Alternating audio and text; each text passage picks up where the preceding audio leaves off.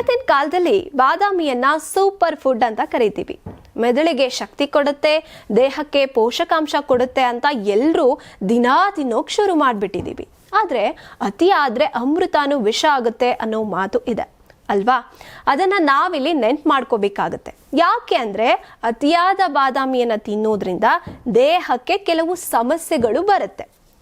ಮೊದಲನೇ ಸಮಸ್ಯೆ ಏನಪ್ಪಾ ಅಂತ ನೋಡೋದಾದ್ರೆ ಹೊಟ್ಟೆ ಸಂಬಂಧಿತ ತೊಂದರೆ ಆಗುತ್ತೆ. ಅಂದ್ರೆ ಬಾದಾಮಿ ಫೈಬರ್ ತುಂಬಾ ಇರೋದ್ರಿಂದ ಜೀರ್ಣಕ್ರಿಯೆಗೆ ಸಮಸ್ಯೆಯನ್ನ ಉಂಟು ಮಾಡುತ್ತೆ.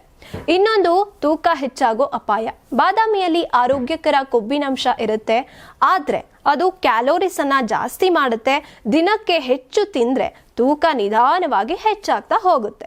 ಇನ್ನು ಮೂರನೇದು ಕಿಡ್ನಿ ಸ್ಟೋನ್ ಅಪಾಯ. ಬಾದಾಮಿಯಲ್ಲಿ ಆಕ್ಸಲೇಟ್ ಅನ್ನುವಂತಹ ಪದಾರ್ಥ ಇರುತ್ತೆ. ಇದನ್ನ ಹೆಚ್ಚು ತಿಂದ್ರೆ ಮೂತ್ರಪಿಂಡದಲ್ಲಿ ಸ್ಟೋನ್ ಆಗೋ ಸಾಧ್ಯತೆ ಇರುತ್ತೆ. ಇನ್ನು ಹೆಚ್ಚಾಗಿ ತಿನ್ನೋದ್ರಿಂದ ಚರ್ಮದ ಮೇಲೆ ಉರಿ, ರ್ಯಾಷಸ್, ಕಣ್ಣು ಉಬ್ಬೋದು, ಗಂಟ್ಲಲ್ಲಿ ಕಜ್ಜಲಿ ಆಗೋದು, ಉಸಿರಾಟದ ತೊಂದರೆ, ಈ ರೀತಿ ತೊಂದರೆಗಳು ಪ್ರಾರಂಭ ಆಗುತ್ತೆ. ಇನ್ನೊಂದು ಮುಖ್ಯ ವಿಷಯ, ಬಾದಾಮಿಯಲ್ಲಿ ವಿಟಮಿನ್ ಇ ಹೆಚ್ಚಾಗಿರುತ್ತೆ. ಹೆಚ್ಚಾಗಿ ತಿಂದ್ರೆ ವಿಟಮಿನ್ ಎ ಓವರ್ ಡೋಸ್ ಆಗಿ ತಲೆನೋವು, ವಾಂತಿ, ನೊರಗು, ದೇಹದಲ್ಲಿ ಬಾಯಿ ರಕ್ತಸ್ರಾವ ಆಗುವಂತ ಸಾಧ್ಯತೆಗಳಿರುತ್ತೆ. ಹೀಗಾಗಿ ಬಾದಾಮಿ ತಿನ್ನೋ ತಪ್ಪೇನಲ್ಲ, ಆದ್ರೆ ಮಿತಿ ಬಹಳ ಮುಖ್ಯ. ದಿನಕ್ಕೆ 6 ರಿಂದ 8 ಬಾರಿ ಬಾದಾಮಿಯನ್ನ ತಿಂದ್ರೆ ಸಾಕು. ಅಂದ್ರೆ 8 ರಿಂದ 6 ಬಾದಾಮಿಯನ್ನ ನೀವು ತಿಂದ್ರೆ ಸಾಕು ಅನ್ಸುತ್ತೆ.